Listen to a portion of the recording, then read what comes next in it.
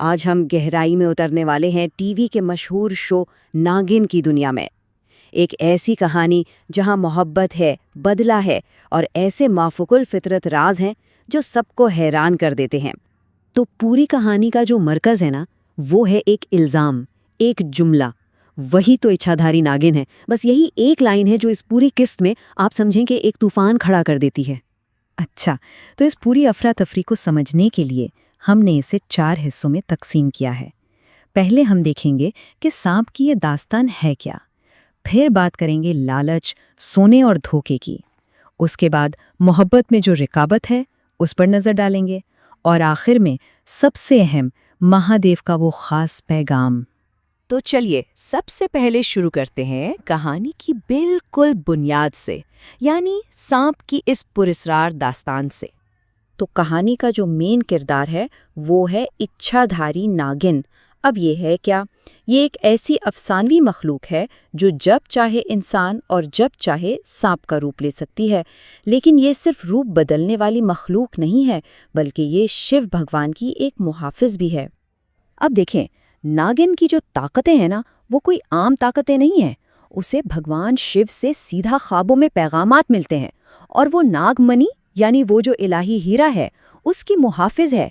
इसकी ताकत का मकसद तबाही फैलाना बिल्कुल नहीं, बल्कि इंसाफ कायम करना है, मासूमों को बचाना और बुरों को सजा देना। तो अब सवाल ये पैदा होता है कि खानदान और बिजनेस की सारी अफरा तफरी के बीच आखिर असली नागिन है कौन? हर कोई इसी दौड़ में लगा है, कोई लालच में तो कोई खौफ में। सब जानना चाहते हैं कि वो कौन है। चलिए अब आगे बढ़ते हैं और देखते हैं कि ये जो नागिन की शनाख्त है, ये लालच, सोने और धोखे जैसे इंसानी जज्बात से कैसे टकराती है। यहाँ लालच की इंतहा देखें।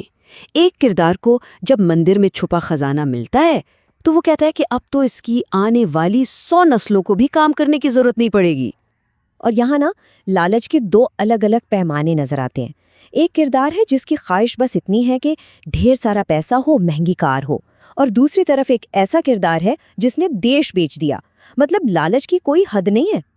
और इसी लालच पर नागिन खुद एक बहुत गहरी बात कहती है। वो कहती है कि ईमानदारी से कमाए सोने में भगवान का वास होता है, बेईमानी से कमाए हुए सोने में कलेग का वास होता है। यानी बेईमानी का पैसा सिर्फ बर्बादी लाता है। तो बात साफ है, उस कहानी की दुनिया में लालच सिर्फ एक जुर्म नहीं है, इसका अंजाम रूहानी तबाही है। मुल्क बेचने वाले को ऐसी सज़ा मिलती है कि नागिन उसे निजात दिलाने वाली रस्मों से भी इनकार कर देती है। मतलब सुकून की मौत भी नसीब नहीं। मगर कहानी सिर्फ लालच और सोने की नहीं है, इसके पीछे एक और कहानी भी चल रही है। मोहब्बत की रिकाबत, पुराने ज़ख्म और एक ऐसा माजी जो अब हाल में आकर सब कुछ उलट पुलट कर देता है। तो ये पूरी जो उलझी हुई कहानी है, इसको ज़रा समझते हैं। माजी में आर्यमन और राधिका एक दूसरे से मोहब्बत करते थे, लेकिन ठीक शादी की रात राधिका उसे छोड़कर चली गई। और अब इतने सालों बाद विक्रम, जो आर्यमन का भाई है, राधिका को वापस लाया है, लेकिन इस बार एक बिजनेस पार्टनर बनाकर। और यहाँ विक्रम अपना असली पता फेंकता है। वो आर्यन से कहता है, उम्मीद तो मुझे भी नहीं थी तुझसे आर्यन कि तू मेरी गर्लफ्रेंड से शादी करेगा। तो मतलब साफ है, ये कोई बिजनेस डील नहीं, ये बदला है। विक्रम का मानना है कि आर्यन ने उसके साथ धोखा किया है।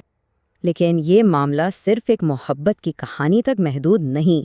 आर्यन बताता है कि राधिका के जाने से उसे शादी से इतनी नफरत हो गई कि वो अपने दूसरे भाई की शादी में भी नहीं गया, और वो शादी एक सानहे पर ख़त्म हुई।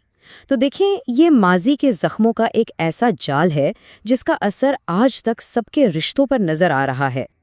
और अब हम पहुंचते हैं कहानी के आखिरी और सबसे पुरअसरार हिस्से की तरफ, महादेव का पैगाम। ये वो जगह है जहां ज़ाती लड़ाइयाँ और माफुकुल फितरत दुनिया आमने सामने आ जाती हैं। महाशिवरात्रि की मुक़द्दस रात है और नागिन को एक ख़ास रस्म अदा करनी है जिसे रुद्राभिषेक कहते हैं। उसे एक मुक़द्दस दूध पीना है ताकि उसे जो धुंधले ख्वाब आ रहे हैं वो साफ हो जाएं और महादेव का पैगाम उस तक पहुंच सके। और जैसे ही वो ये रस्म पूरी करती है, वो बेहोश हो जाती है और उसे ख्वाब में कुछ अजीब झलकियां नजर आती हैं। एक ऐसी पुरअसरार जगह जो उसने पहले कभी नहीं देखी, एक नामालूम बहुत पुराना मंदिर, और सबसे अहम, इलाही नागमणि की एक झलक। ये सब एक बहुत बड़े मकसद की तरफ इशारा कर रहा है।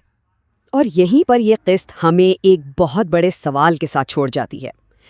क्या ये जो नज़ारा है, ये नागिन की आने वाली अजीम जंग की चाबी है, या फिर ये किसी दुश्मन का बिछाया हुआ एक नया जाल है?